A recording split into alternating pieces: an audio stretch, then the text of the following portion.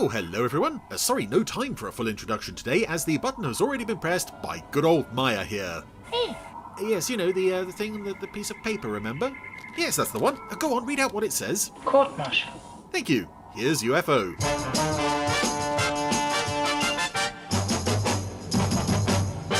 So, we welcome back to the Randomiser. It's UFO with Court Martial. We were here not too long ago. It feels like not too long ago, just before Christmas, with Reflections in the Water. Paul Foster's in trial, but more importantly... Did I say in trial or on trial? He's on trial, but more importantly, I love this scene of the committee sitting down to deliver their verdict, because it does look like a meeting of the... It's less, the board members of a court-martial, and more like the meeting of a convention of hemorrhoid sufferers. They're all very old men who have to sit down to... Oh dear. By the four jury. I've completely destroyed the very serious tone of this opening. Record that I find myself in agreement with. Paul Foster is on trial. We know not what for. They have found Colonel Foster guilty of the charge as... But he did it. Whatever it was, he did it. Under Article 183, the sentence is specific. Oh, no. The execution was fixed for 1,200 hours, the 19th of next month. Wow, that's a bother. It must be lodged within 14 days. So, no time wasted in this episode. Establishing what is going on. It's all gone wrong for Paul Foster. He's going to be shot. And I do like that we get the UFO logo on this. Gradual cut, zoom in to the shadow logo on the wall. Someone must have spent a lot of time making that sticker. It's an odd logo, the shadow logo, but it somehow works. It's like, what do we do to create an image of a shadow? We'll just put a man and a shadow. Oh, okay. But anywho, has Colonel Freeman left? We're now back in time. Should I contact him? No, that's all right. I'll call him at home. Straker's off home for the night. The place is still busy, even though Miss Eland seems to have gone. Ford is pulling the night shift. In fact, I'm not sure Ford ever goes home. And as Straker leaves his office, what's this on Miss Eland's desk? It's a little radio, playing music from Thunderbird 6. I believe this is... music from Skyship 1, one of the lounge scenes in Skyship 1. Although, given what we later learned in the story about where that came from, it was... are we supposed to believe that Jackson snuck into Miss Eland's office, planted that, and then left? Now Straker is on his way home in his car, and he's being very naughty, very naughty. He's phoning up Alec in the middle of the night. Alec obviously is in bed. No doubt after a full evening of... spent with a lady and not at all on his own. But he's on the phone while he's driving. Asleep. Hope I didn't. And of course he has to dial the number in before he picks it up. There's a few things I want to check. But this sequence actually could be re-edited into a, beware the dangers of driving while on your mobile phone. Don't say anything. I've got an E-alarm. Oh, no, an E-alarm. Not the elephant alarm. So he's taken his eyes off the road for, a good 5 or 6 seconds there. And wouldn't you know it, he nearly crashes into a lorry carrying vans from Joe 90. And that is, that is what happens if you don't pay attention. Old props from Joe 90 will come to thwart you, nearly kill you. Yes, I'm fine, Alec. It's a bugging device. Somebody's out to get us, Alec.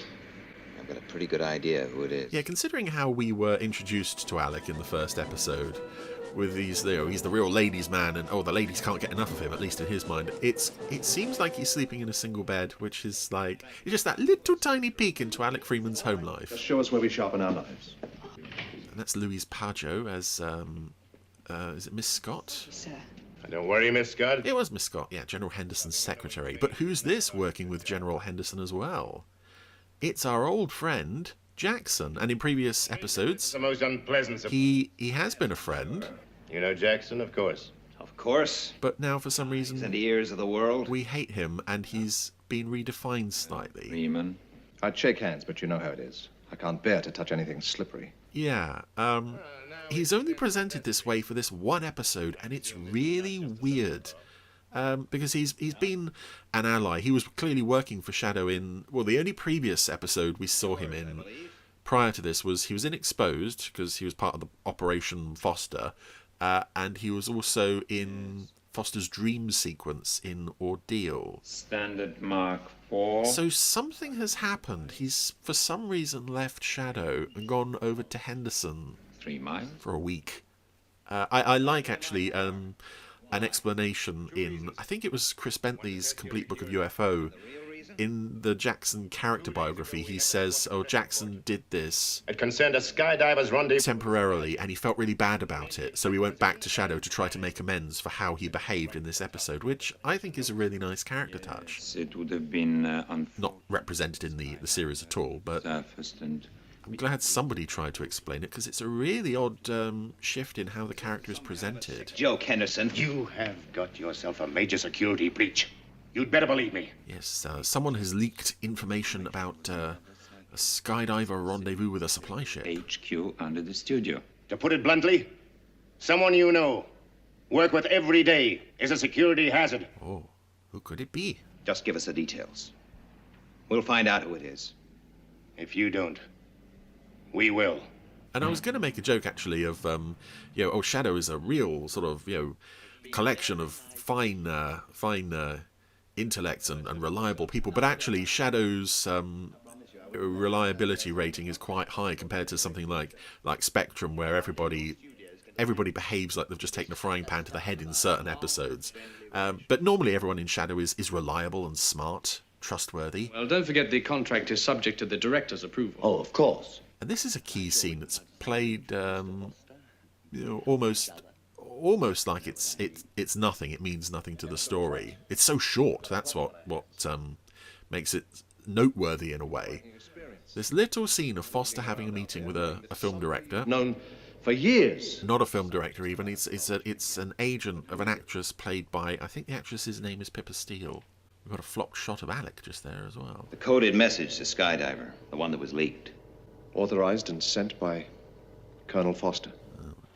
Do we know a Colonel Foster? Well, there's this guy. I like this as well. He's playing with the back projection screen, or whatever it's called, that's set up to display a roller coaster, and he's in a roller coaster car. Straker just wanders into frame. This stuff is a very Something new every day. clever way to integrate what is an essential part of this story, the film studio part, with the Shadow security part. I mean now. Get rid of the crew. Ooh, this is serious. But I also like as high as Foster has risen within Shadow. Okay, boys, take an early lunch. I'll leave the machine running, will you? I want to see the rest of those shots. He's also doing quite well on the film business side of things. I don't know if he's a director there or exec producer or something, but he's clearly in a position of authority. It kind of makes what happens to him here all the more unfortunate, because he was having a good day up till now. He's like, I'm a happy film guy, I'm a happy alien fighter guy, and I've not done anything wrong, nor am I ever going to do anything wrong. What's all the fuss about? You transmitted this 3 days ago. Yeah, but this is, This is the alien stuff, isn't it? hadn't we better go to your office or something? Worried about security? Maybe I feel just as secure right here. And it's an interesting callback as well to the very first meeting of Straker and Foster. There's that dangerous side to their initial meeting that hasn't really been present between the two of You, them. Foster. Until now. It's come back. Yes, what? Yes, sir. That's better. Let's keep it that way. And although Foster sent the crew out, I always thought it would be funny if there was like one guy, like one old guy asleep in a chair who didn't get the, okay guys, go off and take an early lunch, and heard all of this waffle Details, time. about security procedures and security leaks and so forth. Did you talk about it to anyone else? Now this conversation it's taking place on the waterfront in Venice. Out now we're on a tropical beach with palm The trees. newspaper. The newspaper? Yes. Giving the exact time and position of Skydiver's rendezvous with the supply ship. And very cool, the Straker walks off the set. He has to look back at Foster in front of the screen, who's still standing on his tropical island. Henderson on the line. There's been another security leak. It concerned a routine flight from Moonbase. Who planned and authorized it? Foster. But he's innocent. Obviously he's innocent. What do you think I've done? I'm not thinking anything. I'm interested in facts. But it's all about to take a very serious turn. And Foster's doing his best to accept it all, but unfortunately... Shadow is run as a military organization. We're at war. you realize the penalty for espionage. Oh no. Yeah. Well, we already know. He's already scheduled in for that execution thingy. But it's an interesting way to tell the story. It's a great hook set up. Foster's guilty of something. He's going to die for some reason. And then we gradually have to put the pieces together like this. And it only takes like the first half of the episode. But there's no, unlike certain early episodes of UFO, there's no real scenes of padding. Every scene kind of builds on the last. We get this gradual unraveling of what he's supposed to have done. 3 minutes to 9. I've already had 10 scotches, and I'm just going to put the glass down now. Right. Alec Freeman and that drinks cabinet. Oh dear. And now we're meeting in a room. This set, I'm not sure, appeared in any other episode apart from, I think it was used in Close Up. It was the sciencey engineering lab in that episode. It's a very small room. I convene this court-martial. Quite effective as a set, but I'm not entirely sure what goes on in this room when it's not being used for court-martials and science stuff. Everyone in this room is under oath to speak the truth. Prosecuting officer may proceed. So Henderson is in charge. Jackson is prosecuting. The accused, Foster is obviously the defendant / accused. under Section 8 of Shadow Security Regulations.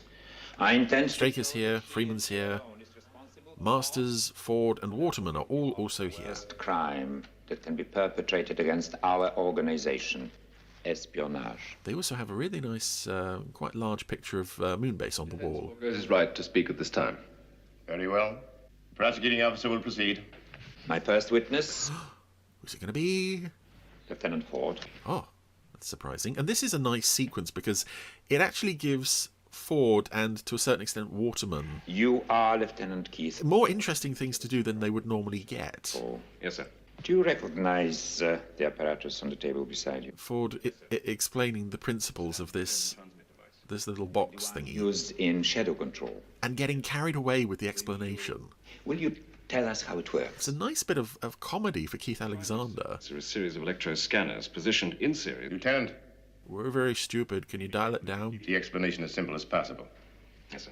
The information is inserted here, In what form is this information? handwritten on a standard input docket. Like this? Yes. I also like how Jackson behaves with his witnesses. He's very friendly and very chummy to the certain extent that with Waterman, it almost he ends up basically humiliating the guy. But This device is programmed to it's almost a respect from Jackson for Ford and his knowledge. It's a very nice way to treat a character who, I mean, in early episodes was just credited as Shadow Radio Operator. A message for transmission. But now it's like, this is an actual person. He knows his stuff. He's very clever. He's, as Jackson said there, he's a senior officer in Shadow HQ, despite the fact that, depending on what episode you watch, he's either been there for 10 years or 5 minutes. Colonel Foster's. And Colonel Foster's. Oh, no. I see. Yes. Foster is one of the few people allowed to use the machine. And transmitted automatically. Yes, sir. But a record is kept of the input. Yes, in the coder's memory bank. So that if you, for example, wanted to, Lieutenant, you could check the content of a transmission. Yes, sir. And so could anyone else in the control room at the time. So anyone can see what messages were sent out. However, there is one barrier to that. You check the content of the transmission. You select the relevant number on these keys and the information is printed out. On another card similar to this. Yes, sir. It's also nice that Jackson understands the world of Shadow that he's up against here. In code, as it was transmitted. He's not just about the medical and psychiatric side of things. He's also interested in the technical stuff. Realizing that, yeah, anyone can call up the information, It but was the last computer run of this kind. they then need to decode it with a computer run. 2 weeks ago. And the transmissions concerned in the security leak were both sent within the last 5 days. That's all, Lieutenant. And Ford has this little sad look over at Foster. He's like, oh, I wanted to help my friend and I blew it. Waterman, come forward, please. And here's someone else who's going to completely blow it. Captain Lou Waterman, at present commanding officer Skydiver. But next week, considering the random nature of the episode broadcast orders, I could be back on the moon. I might not even be on the show anymore. So at present, commanding officer Skydiver. Transmitted to your submarine But this is by Colonel Foster. No. Jackson dialing down the volume of his voice. Well, until we receive confirmation. Luring Waterman in. For some reason, I don't know what he thinks Waterman is, why he's doing this to him, but For security reasons? We're now whispering. Yes. So neither you nor any of your crew could have leaked the information? No. Would you mind speaking up, Captain? No. Thank you. It does. I was just thinking, though, actually looking at Jackson and the way he lured Waterman in there for no reason, it was like watching a snake sort of toying with its prey. It's a very fun character, is Jackson. I also love the idea that no one on Skydiver obviously would have broken that news to anyone, mainly because nobody talks to those poor people on Skydiver. Really low. Where'll you be? I'm going to see Ed Straker. He's supposed to be the head of the studio. And here we have a disgruntled film director, film producer guy, played by Neil McCallum. Commander Straker, is Colonel Foster a friend of yours? He's an officer, serving under my command. But is he also a friend? Not in the sense you mean. We only went on a few dates and we ended it mutually. Aye, in your opinion. Yes, this is an episode that I feel the Straker-Foster relationship is probably the strongest in the entire series. I think far more even by the end than the Straker-Freeman one, simply due to the fact that Freeman was gone by the end of the series. But there is an interesting development in their relationship. Facts. Where you could almost say, there's not a romance as such, but what's the word? Broship.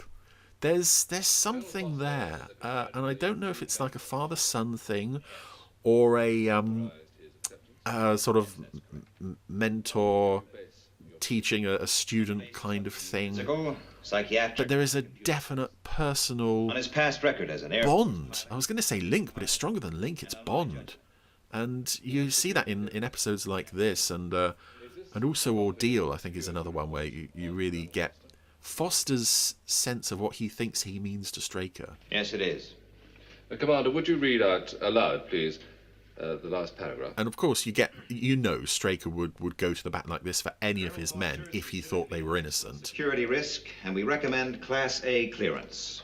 But there's something between him and Foster. There's some spark, and I don't know if it's down to the actors or just you will see that how it's written. I was one of the examining officers on that report. Oh dear, that doesn't help. Yes, your signature is here.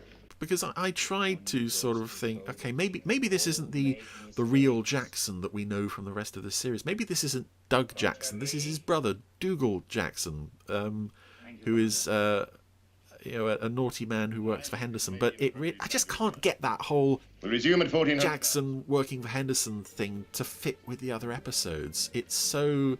Really, I'm sure it just comes down to the fact we need someone to be the prosecutor, and by far Vladek Sheybal is the most qualified member of the cast, the regular cast, to do that.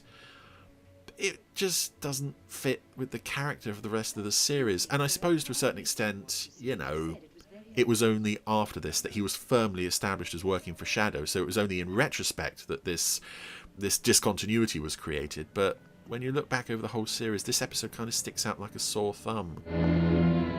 And there's definite proof there that was the same character from Exposed who brought Foster into the organisation.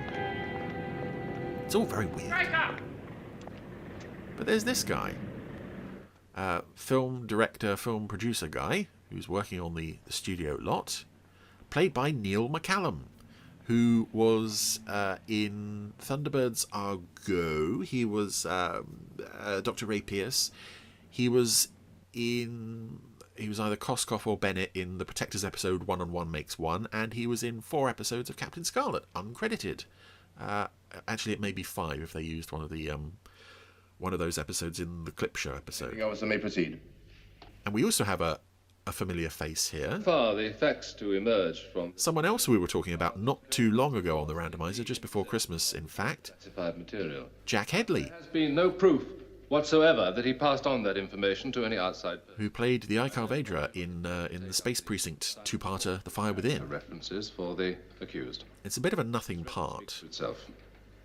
I call Colonel Foster. And this defending guy, he doesn't really make a good job. He keeps getting presented with witnesses, and he says, no questions, no. I could make a long speech about why Foster is wonderful, but I'm not going to. Foster, Paul J., 804. Yes, that number matches with what he was given in Exposed. Not guilty. Have you ever passed on classified information to any unauthorized person or persons? Never. Thank you. I rest my case. And then we're just left with Jackson.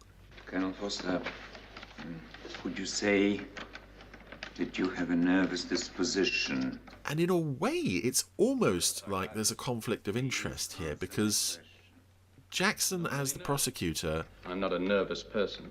has carried out psychiatric evaluation of Foster Reasonably. for his, his induction into Shadow. So he Part of your training. he has, not personal. Well, yeah, he does have personal experience with Foster. I would have thought that would sort of disqualify him from prosecuting him. Colonel Foster, are you nervous now?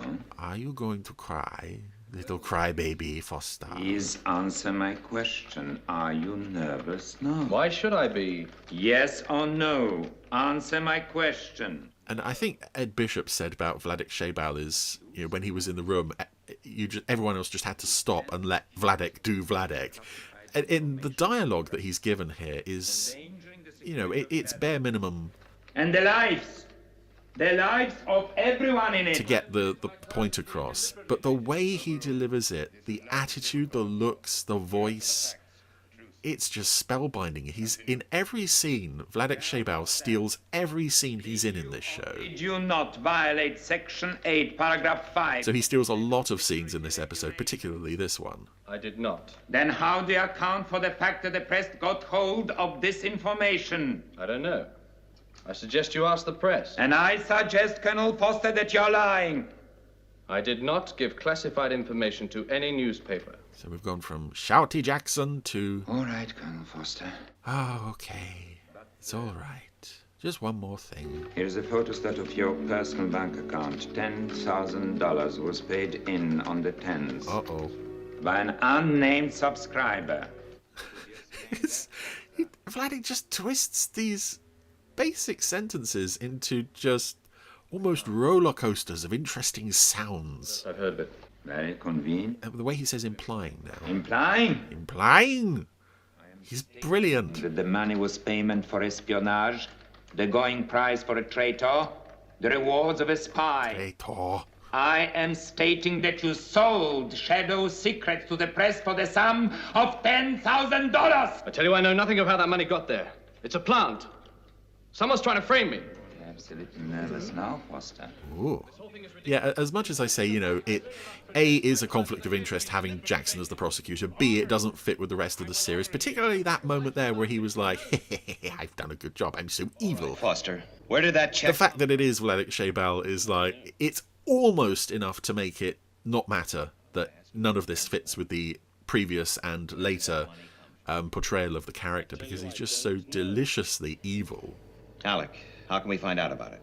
A Swiss numbered account? You tell me. Alex's annoyed because he hasn't got a glass in his hand at the moment. But here's another nice moment coming up between Foster and Straker. And it's, the bond between them is an interesting one.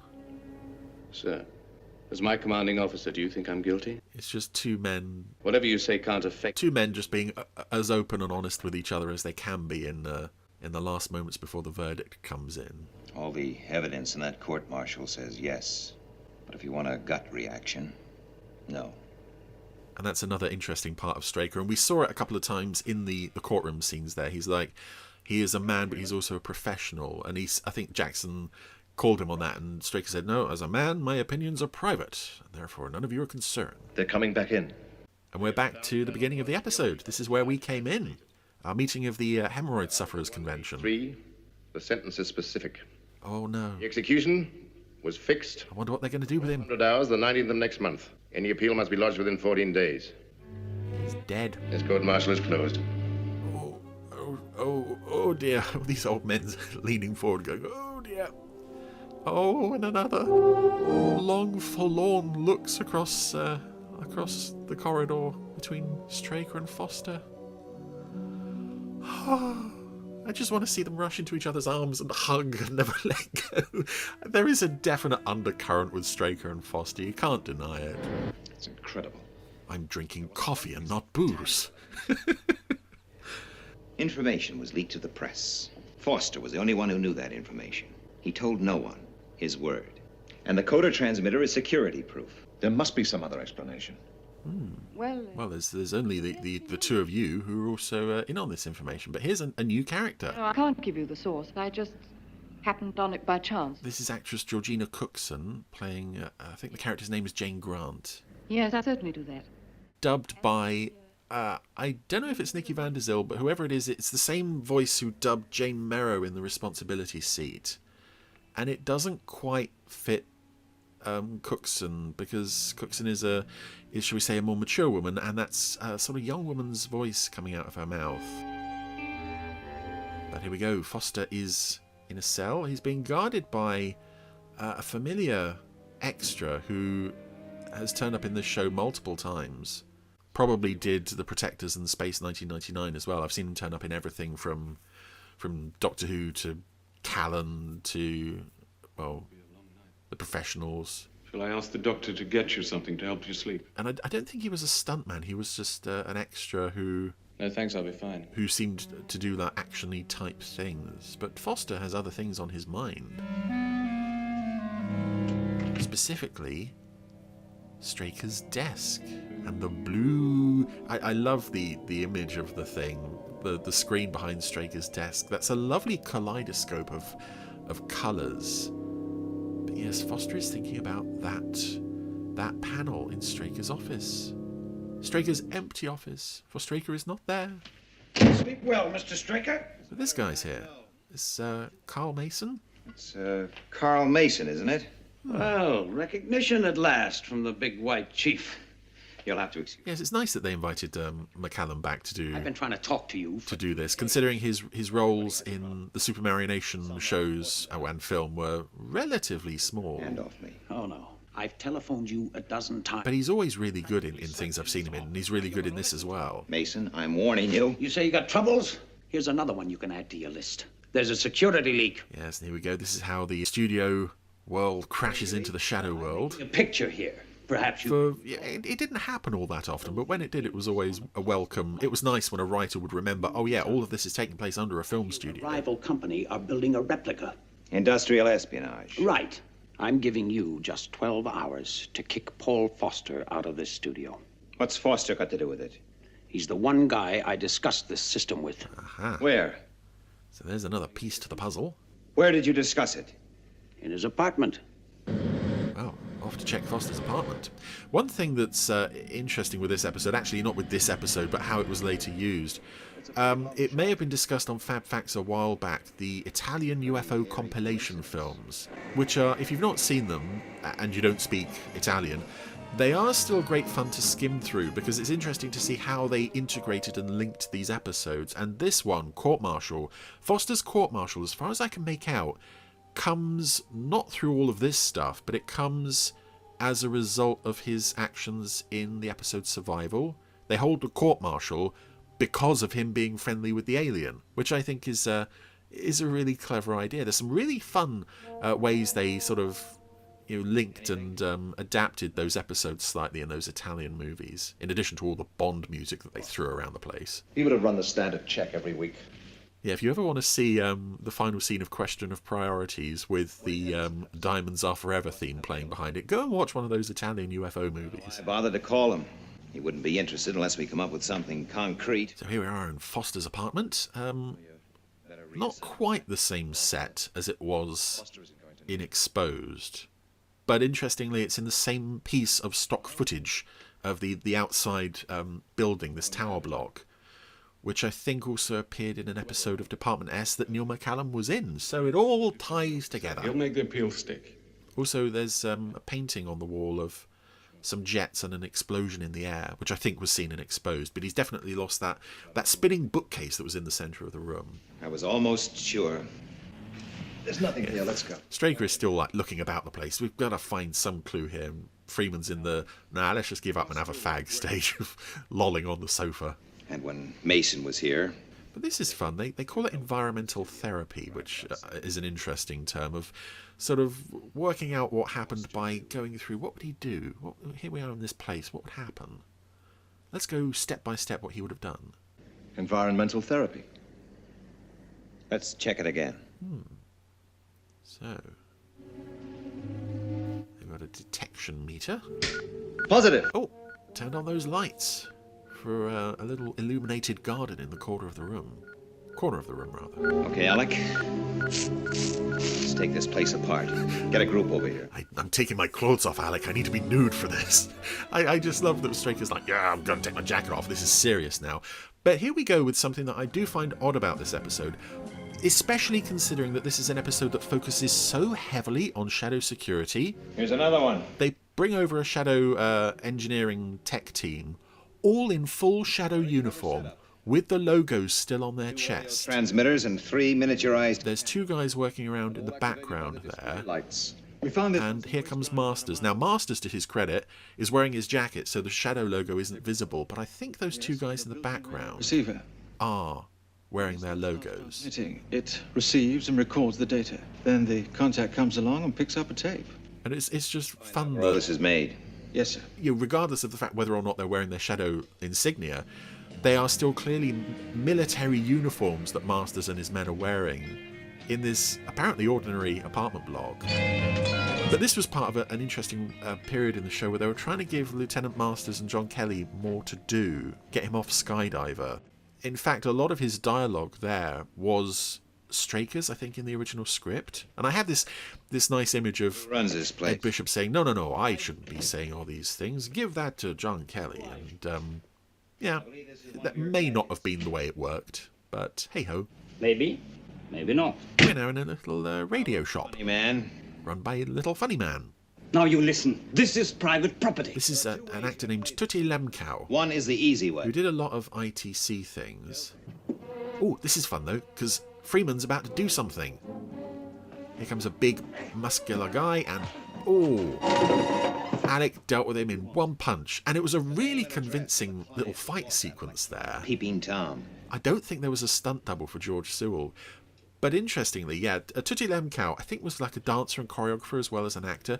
But interestingly, there was a scene that I know was written, I can't remember if it was shot or not, where in order to get the information out of him regarding who bought the bugging devices that they found in Foster's apartment, they poured petrol all over him and threatened to set him on fire.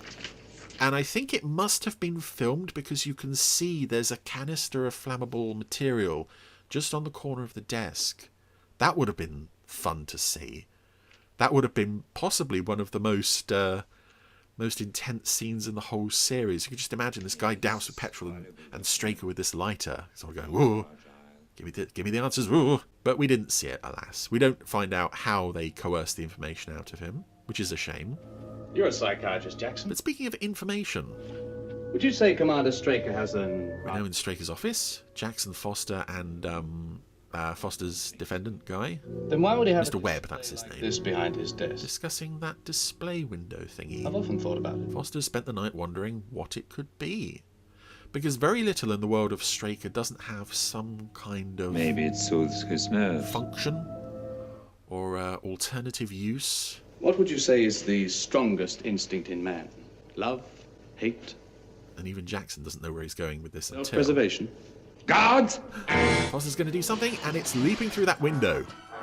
Which is not just a window, it's an emergency escape route. The target's Colonel Foster 804. Alert groups 2 and 3. And that's a fascinating window into the world of Straker, that if the chips were down, he can just clear off and leave everybody.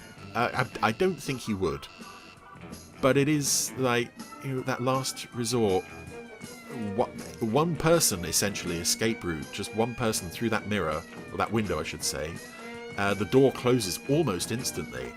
But what I also thought would be fun one day to do like a video edit of Foster going to leap through that window, and it turns out it's just a window, there's nothing behind there, and you just cut to the other side of the window and hear this thud as Foster just hits it and doesn't do anything. Right. At the studio. Anywho, Straker and Freeman put me through to General Henderson. Have got the information. Priority A. About Miss Grant and her bugging devices from Tutti Lemkow. So I'm going to enjoy.